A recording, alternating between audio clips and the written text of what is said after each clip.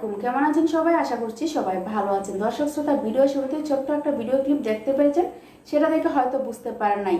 তো দর্শক শ্রোতা, সেটা বাকি অংশ একটু পরে দেখাবো, তার আগে একটু আইডিয়া দিয়ে নিচ্ছি। এই বোনটা কেন কান্নাকাটি করতেছে? দর্শক শ্রোতা, এই বোনটা সে ভালোবেসে বিয়ে করে তার আজকে এই অবস্থা। দর্শক শ্রোতা, এই বোনটা হিন্দু ছিল, তো একটা মুসলমান ছেলেকে ভালোবাসার পরে সে মুসলিম হয়ে এই মুসলিম ছেলেটাকে বিয়ে করার পরে তাদের মধ্যে একটা সন্তান আসে। তো তার গর্ভে 4 মাসের একটা সন্তান ছিল, কিন্তু তার মা বাবা, এই মেয়েটার মা বাবা সেটা মানতে পারেনি। না মানার কারণে এই মেয়েটার উপর চলে অত্যাচার এবং কি ছেলেটার উপর মামলা করে দেয়। ছেলেটা বর্তমানে জেল কাটতেছে।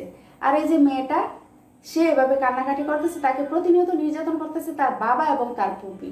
সে তার ফুপি এবং তার বাবাকে দায়ী করতেছে এবং তার বাচ্চাটার গর্ভে, তার যে গর্ভে একটা সন্তান ছিল, সেই সন্তানটাকে ওষুধ খাইয়ে নষ্ট করে ফেলেছে তার বাবা এবং তার মা, তার ফুপি।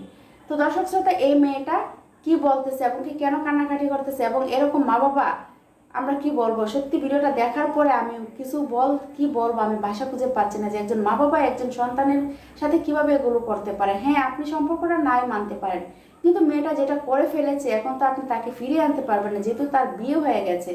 আপনি ইচ্ছে করলে আবার বিয়ে দিতে পারবেন, কিন্তু তাকে তো সুখে রাখতে পারবেন না। সে যার সাথে সুখে আছে সেখানে থাক না সুখে।